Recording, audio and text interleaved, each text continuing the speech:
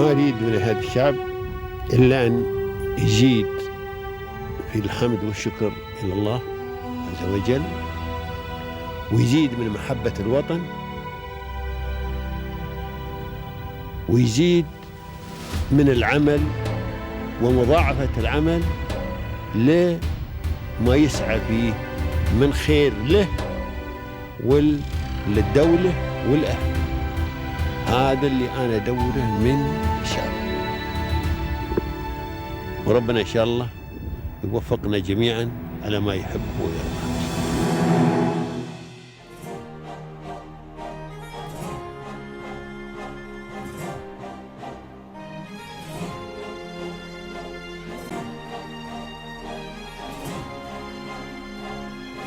Hello everyone, and welcome again to another episode of Birds of Union. In today's interview, we will be having a great conversation with Mr. Mohamed Foresta. We will be speaking about his personal journey and his experience and the things which shaped who he is today. Please stay tuned and see this interview today. Have a nice day.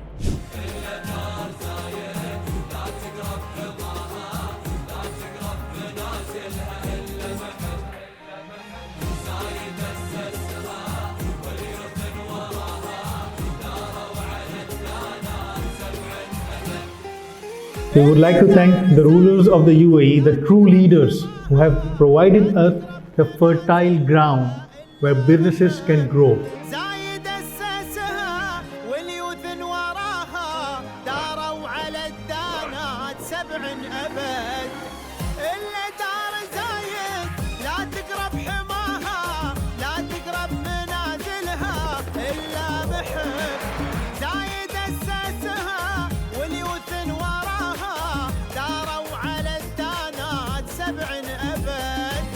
نحنا شعوب لها نفدى ثراها، نبذل الغالي لها دوم ونهب. نحنا شعوب لها نفدى ثراها، نبذل الغالي لها دوم ونهب.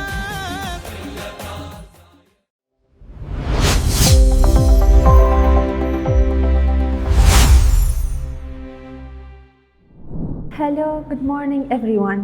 Welcome again to another episode of your favorite program, Birds of Union. Today we have a very special guest with us, Mr. Mohamed Foresta. And today we will be speaking about his personal journey and the things which shaped who he is today.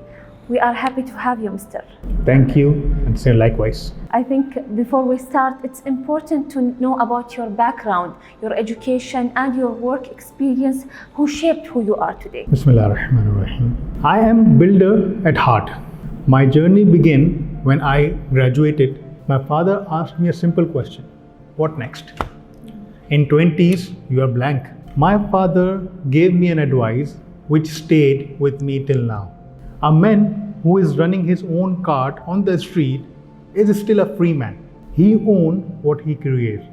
So if you want to be independent, you create the value which you can own, not only depending on the job. That's how my career began. Then he sent me to the man who became my mentor, who was there in this industry since 1969. That place became university for me. I studied about wood. There are 385 plus species of wood I came to know there only. Since then, I digged my thought deep into the wood industry. What are the woods? How it is transformed into materials? What are the materials we use in our daily life? And how our lives are being shaped with these materials? This is how I started. Can we know, please, who supported you throughout all this journey? The people who supported you in this journey. First thing, start with the family. The first man who supported me was, of course, my father. Then the mentor who gave me the knowledge about wood industry, my uncle. His experience of decades shaped my way of thinking. The thoughts converted into ideas, then ideas converted into framework for the actions, and the actions you take to succeed. He was the man who make me believe what we feel we can achieve, what we think we can do. That's how my journey begins, with the support of family, then the woodworking industry mentor. And after that, when I came to UAE, I want to name two people who were the mentors who shaped the way of thinking. One is Kevin Abdul Rahman. He is the public speaking coach. He shaped my thoughts. He rewired my brains of how to think clearly. Then I met Mohamed Al-Hashimi, the CEO of Union Corp. He mentored how you can turn your business into empire. If you want to have an orange tree, you cannot sow the seed of a lemon. So from the beginning, you cannot compromise on non-negotiables. That's how my journey began, with the support of my mentors. So can you speak a little bit about Foresta? How does Foresta stand out in the wood industry? When you are serving at high stakes, which means when you are serving the luxury interior industry, the material must not only look luxurious, it must behave in the same way, which means quality, sustainability, and reliability. The product must speak of that. This is what sparked the beginning of Foresta. When I came to UAE, I booked a lavish apartment with panoramic views of Arabian Gulf. Excellent. My wife came with me. Like women, what they do, they go to the kitchen first. Then they open the cabinet. A sharp, stingy smell came out of the cabinet. My wife thought that this is the smell of the wood. But since I had the experience, I knew that this is formaldehyde, which is a dangerous gas affecting our daily life. Since then, I decided that I will give this region what it deserves. Why European materials are preferred? Because there is no formaldehyde emission, which means you are less prone to asthma. You are less prone to dangerous gas. Your lungs breathe the purified air in the spaces where you live or work. This was the idea behind Foresta, that provide the material which serves well, not in terms of only quality, not in terms of only durability, but in terms of how it is impacting your daily life, how you breathe and how material breathe with you. We was coming to this point, how you make sure that the product is a high quality product, Mr. Mohamed Foresta? When you see the product, the first thing is the appearance. But the appearance, the surface is not only the one thing. When you are going to buy the material, you usually depend on the advices of showroom owner. Sometimes they are loyal and they will advise you good, but sometimes not. So you have to see. The first thing is smell.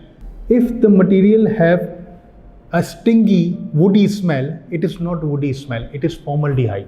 And if there is no smell, this is the first thing, the first mark you have checked. The second thing is you have to ask, is this material ready for the GCC climate? Which means here, humidity, high temperatures. Is this material ready for that? Because what you see may surface for 6 months. But what after that? If the showroom owner gives you the warranty, yes, it will surface for 5 years, then of course, no worries. Then when the kitchens are made, the most important part and the most dangerous part is above the stove or beneath the sink, where usually water comes. You have to ask from where you are buying, will this material survive high temperatures when it is installed above the stove?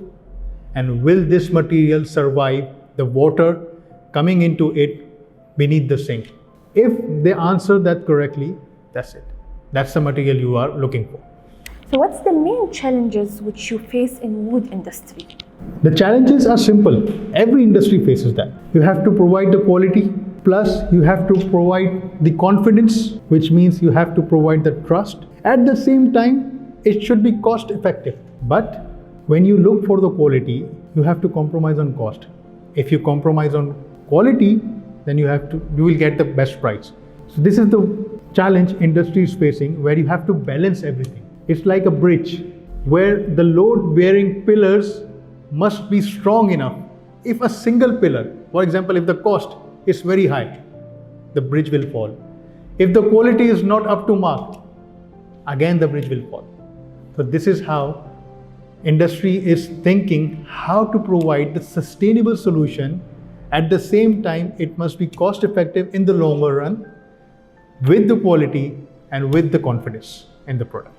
As you can see now, the wood industry is keep changing. How does Foresta is keeping up with these changes nowadays? We are looking at Gen Z. They are going to be the future decision makers, which means previously how wood industry was reacting. They were coming up with colors, designs, materials of their own choice.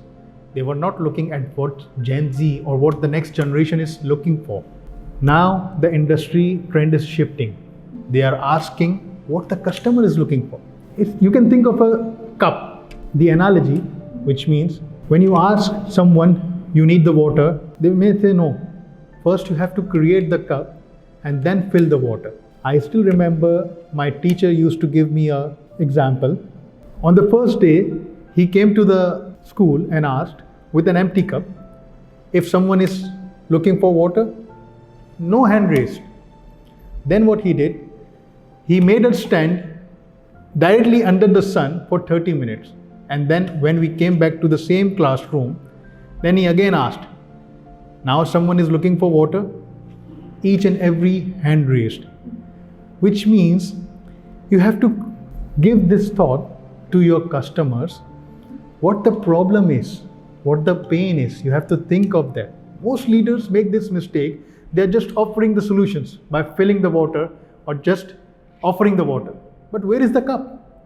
You have to look for the cup and then fill the water in the right proportion. Otherwise it will spill and there will be loss for everyone. So what's your future plans for Foresta? We are looking for scaling around all GCCs. Not only GCC, around the globe. When it comes for the sustainable material, sustainability comes from the right sourcing, from the beginning. As I said, if the seed is sown for the orange tree, of course it will be an orange orchard. So right material chosen, right craftsmen, which means right team is there, and then you have the right equipment. Of course you can scale faster, better, and according to the turning trends of the time. Of course, you can think of the ship. A captain who is steering the ship, he will face the storm. But if he is not prepared for that, the ship will sink. So you have to be prepared for the future. And that's how Foresta thinks. So what would be your advice to our younger professionals who would like to make their career and build their career in wood sector? My younger fellows, there must be some non-negotiables in your life.